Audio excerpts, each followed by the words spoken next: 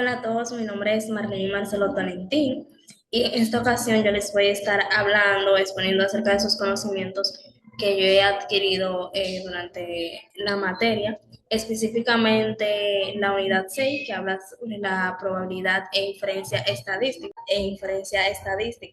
Me pareció muy interesante elegir el tema, ya que durante toda la materia, el curso de la materia, estamos hablando sobre el método estadístico, como hacer la recolección de datos, síntesis, análisis, presentación de los mismos y esta unidad en particular habla sobre probabilidad e inferencia estadística, que a continuación yo les voy a estar explicando acerca de esos términos y cómo lo podemos aplicar al ámbito de la salud.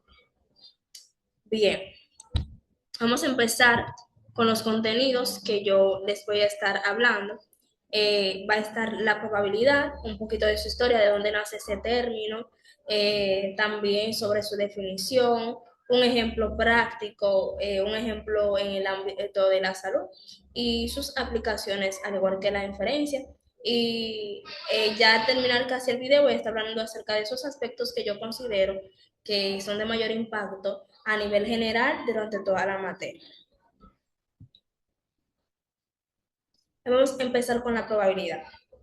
La probabilidad o el concepto de probabilidad, desde la antigüedad, varias culturas aparecen referencias acerca de lo que son los fenómenos aleatorios. Cuando nosotros escuchamos la palabra aleatoria, es algo que ocurre al azar, sin tener un orden o un patrón específico previsto. Y ese término, vamos a suponer que surge en los siglos XVI y XVII, cuando los jugadores del azar, como yo les puse aquí una imagen, los jugadores de ese tiempo, de esa época, se hacían preguntas a los pensantes matemáticos, como son Galileo Galilei, Fermat y Pascal, siendo Huygens quien publica el primer libro acerca de las probabilidades, titulado Razonamientos relativos al juego de dados, en otro idioma, Ratiocines en nudo alor, que ahí él estaba hablando acerca de las probabilidades. Pero ahora bien, ¿qué es la probabilidad? Nosotros probablemente hemos escuchado la palabra probabilidad, pero es que ciertamente en nuestro día a día nosotros la utilizamos.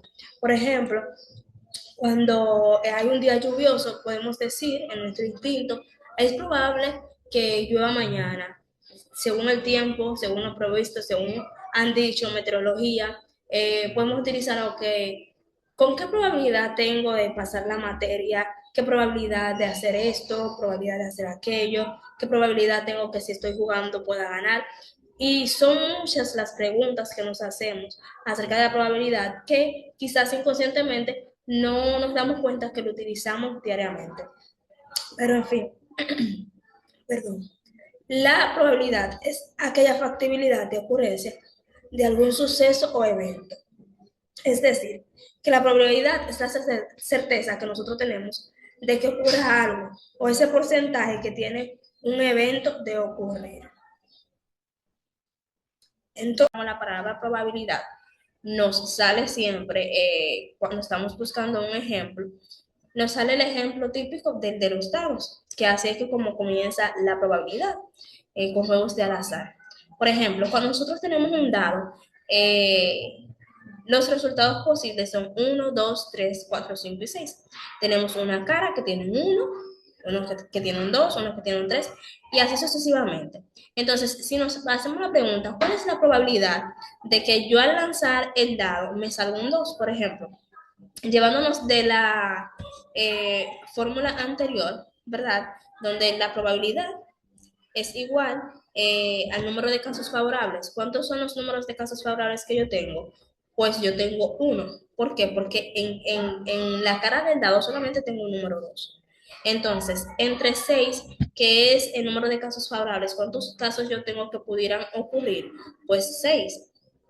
Entonces, eso se divide y lo que me da es un 0.166%, que en porcentaje 16.6%. Y esa es la probabilidad de que al yo lanzar el dado me salga un 2. Así fácilmente se puede calcular la probabilidad. Pero ahora bien, Quizás se pregunten, pero ¿para qué me sirve la probabilidad? O sea, eso es un ejercicio matemático simple. Pero en el área de salud, ¿para qué yo voy a utilizar la probabilidad? Les voy a poner un ejemplo de cómo se puede utilizar. Nos piden hallar la probabilidad de tener la enfermedad en la población. Por ejemplo, que es la primera pregunta que nos formula, eh, sin importar si la persona es fumadora o no. ¿Qué probabilidad hay de que tenga la enfermedad? Pues para calcular esto, se divide el número total de personas enfermas. Por ejemplo, tanto fumador como no fumador, que sería 80, entre el número total de la muestra, que sería 180. En total hay 180 personas. Entonces, lo que me va a dar un 44.44, perdón, 44.4%. ¿Qué significa ese porcentaje? Indica que aproximadamente el 44.4% de la muestra estudiada presenta la enfermedad. Inferencia. La inferencia consiste en determinar algunas características desconocidas eh, de una población partiendo de datos muestrales conocidos. Y a partir de esas características desconocidas, entonces poder inferir utilizando los recursos de la teoría matemática probabilística, es decir, que para yo poder hacer inferencia tengo que saber acerca de la probabilidad. En un término más simple, la inferencia consiste o nos permite entender lo que sucede en una población completa sin tener que analizar los datos de cada uno de los miembros o analizar cada uno de los miembros, sino que se toma una parte representativa de la población, ¿verdad? Una muestra representativa y a partir de esos datos poder hacer estimaciones sobre el comportamiento de la población completa. Existen varios términos que siempre vamos a estar o vamos a ver cuando hablamos de inferencia, que es la población. La población es ese conjunto de personas, animales o cosas que comparten características iguales o parecidas. Y la muestra es una parte de la población, es una partecita que se toma para estudiarla, porque estudiar una población completa para hacer inferencia es mucho el gasto, mucho el tiempo. Entonces, por eso es que se hace una parte representativa. Podemos decir que el primer paso es la formular la hipótesis. Nosotros debemos de tener una hipótesis para poder hacer esas inferencias. Por ejemplo, podemos tener dos hipótesis. Está la hipótesis nula, que pudiera decirse que no hay relación entre el fumador y tener la enfermedad, y la hipótesis alternativa, que puede haber una relación entre ser fumador y tener la enfermedad, ¿no? Entre ser fumador y tener una enfermedad. Ahora bien, ¿cuáles son los siguientes pasos que siguen?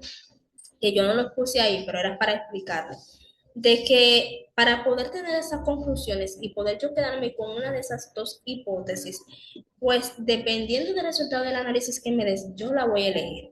¿Y cómo yo voy a hacer ese análisis? Pues aplicando unas pruebas estadísticas. Hay diferentes pruebas estadísticas que permiten hacer inferencia o tener la inferencia, tener esa conclusión, esa estimación acerca de la población y calcular la probabilidad. O sea, a partir de la probabilidad yo puedo tener mi hipótesis, yo puedo decir o tener una estimación ya total acerca de la población.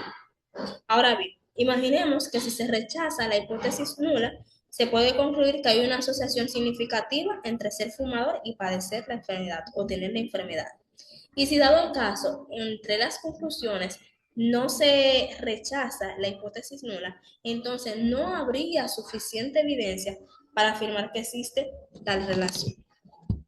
Y mira cómo yo puedo aplicar la inferencia al campo de la salud. Primero yo tengo toma de decisiones en salud pública. Los salubristas o aquellas personas que trabajan en salud pública hacen uso de lo que es la inferencia para poder hacer toma de decisiones